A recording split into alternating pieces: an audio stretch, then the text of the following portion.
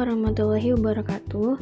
Kami dari kelompok 7 akan menjelaskan chapter 15 yang berjudul Collective Bargaining and Labor Relations atau perundingan kolektif dan hubungan perburuhan. Baik, untuk anggota kami yang pertama ada Aurelia Putri Avandi dengan MPM akhir 018, yang kedua Desi Ranitasari dengan MPM akhir 138, yang ketiga Ketut Astika dengan MPM akhir 020, yang keempat Kalisa Jalin Kartika dengan MPM akhir 015, yang kelima ada Marsa Afifah Putri dengan MPM akhir 017, yang keenam ada Nasyila Putri Nur Al-Fala dengan MPM akhir 008, dan yang terakhir ada Rahmaida Arinsya dengan MPM akhir 009. Tujuan pembelajaran sebelum memulai materi ini yaitu yang pertama, memahami peran serikat pekerja dan hubungan perburuhan dalam organisasi. Lalu yang kedua, mengetahui tujuan hubungan perburuhan dari perspektif manajemen, serikat pekerja, dan masyarakat. Yang ketiga, memahami hukum dan regulasi yang mempengaruhi hubungan perburuhan. Kemudian yang keempat, mempelajari proses organisasi serikat pekerja. Selanjutnya yang kelima, memahami proses negosiasi kontrak antara manajemen dan serikat pekerja. Yang keenam, mengetahui proses administrasi kontrak kerja. Dan yang terakhir, mempelajari pendekatan baru dalam hubungan perburuhan dan manajemen. Baik, selanjutnya kita masuk ke pembahasan mengenai peran serikat pekerja dan hubungan perburuhan. Di banyak negara, termasuk Amerika Serikat, sebagian besar pekerja memilih pekerjaan dan menegosiasikan kondisi kerja secara individu.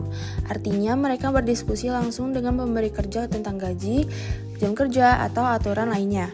Namun, ketika para pekerja merasa bahwa kepentingan mereka diabaikan atau tidak dipenuhi, mereka memiliki hak untuk membentuk atau bergabung dengan serikat pekerja. Serikat pekerja sendiri bertujuan untuk mewakili kepentingan anggotanya, khususnya dalam menyelesaikan konflik atau perbedaan pendapat dengan pemberi kerja. Dengan kata lain, serikat pekerja ini menjadi jembatan atau wakil antara pekerja dan manajemen agar suara pekerja bisa didengar dan diperjuangkan secara kolektif. Lalu, apa alasan utama adanya serikat pekerja? Serikat pekerja hadir untuk melindungi kepentingan para pekerja, terutama dalam hal upah, supaya pekerja mendapatkan bayaran yang adil. Lalu ada kondisi kerja seperti keselamatan, jam kerja, dan lingkungan kerja yang layak. Dan yang terakhir yaitu ada hak-hak kerja lainnya, termasuk hak untuk mendapatkan perlakuan yang adil, perlindungan dari PHK sewenang-wenang, dan lain-lain. Peran serikat pekerja dan hubungan perburuhan. Ada 3 tingkatan keputusan dalam hubungan perburuhan. Yang pertama ada strategi hubungan perburuhan, yang kedua negosiasi kontrak, dan yang ketiga administrasi kontrak. Selanjutnya juga ada jenis-jenis serikat pekerja. Yang pertama ada serikat kerajinan, kedua serikat industri, dan yang terakhir ada AFL-CIO. Selanjutnya saya akan membahas tujuan manajemen, serikat pekerja, dan masyarakat. Tujuan manajemen yaitu meningkatkan keuntungan organisasi, menjaga fleksibilitas operasional, dan membatasi kenaikan biaya tenaga kerja, serta menghindari resiko mogok kerja dan mengurangi kemungkinan konfrontasi dengan serikat. Tujuan serikat pekerja yaitu meningkatkan gaji dan kondisi kerja anggotanya, memberikan suara bagi pekerja dalam keputusan yang mempengaruhi mereka, juga memperkuat posisi tawar pekerja dalam negosiasi dengan perusahaan. Terakhir ada tujuan masyarakat dalam hubungan perburuhan, yaitu menjaga keseimbangan antara kekuatan pekerja dan pemberi kerja, menjamin hak pekerja untuk bergabung dengan serikat pekerja, juga regulasi hukum untuk memastikan kesetaraan dalam perundingan tenaga kerja. Keamanan serikat pekerja, yang pertama ada check of provision, yaitu pemotongan otomatis iuran serikat dari gaji karyawan oleh perusahaan. Yang kedua ada union shop, yaitu karyawan wajib menjadi anggota serikat setelah bekerja dalam jangka waktu tertentu. Yang ketiga ada agency shop, yaitu karyawan tidak wajib menjadi anggota tapi tetap bayar iuran karena mendapat manfaat dari serikat. Yang terakhir ada maintenance of membership, yaitu anggota serikat harus tetap menjadi anggota selama perjanjian kerja berlaku. Hukum dan regulasi yang mempengaruhi hubungan tenaga kerja. NLRA atau National Labor Relations Act adalah undang-undang tenaga kerja di Amerika Serikat yang disahkan pada tahun 1935.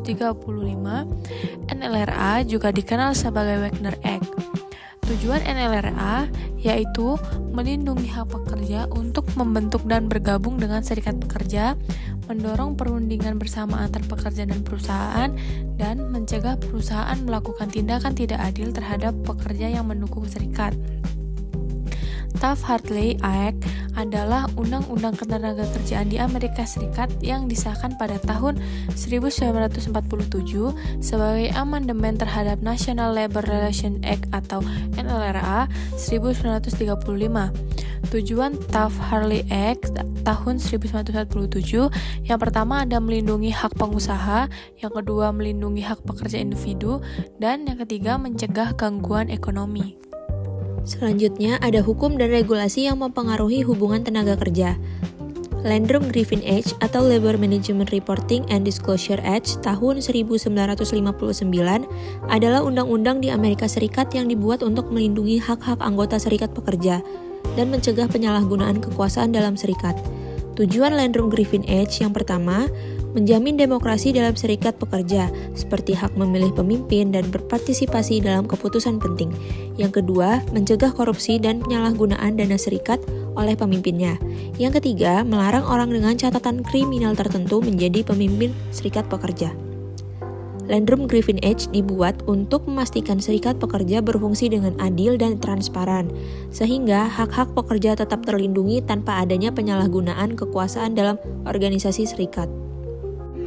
Berikutnya, National Labor Relations Board atau NLRB adalah lembaga independen di Amerika Serikat yang dibentuk untuk menegakkan National Labor Relations Act atau NLRA 1935. NLRB bertugas memastikan hubungan kerja di Amerika Serikat berjalan adil dan sesuai hukum, serta menengahi konflik antara pekerja, serikat, dan pengusaha. Berikutnya ada kewenangan NLRB. Yang pertama, NLRB memiliki kewenangan untuk mengeluarkan perintah penghentian dan penghentian untuk menghentikan praktik ketenagakerjaan yang tidak adil. Yang kedua, NLRB juga dapat memerintahkan pemberi kerja untuk mempekerjakan kembali pekerja dengan atau tanpa gaji tertunda. Kemudian proses negosiasi kontrak antara manajemen dan serikat pekerja. Negosiasi dilakukan antara perwakilan serikat pekerja dan unit tawar-menawar manajemen. Sebagian besar negosiasi melibatkan pihak yang sudah berpengalaman dalam proses ini. Yang pertama ada tahap persiapan, mencakup riset tentang kekuatan dan tuntutan pihak lawan.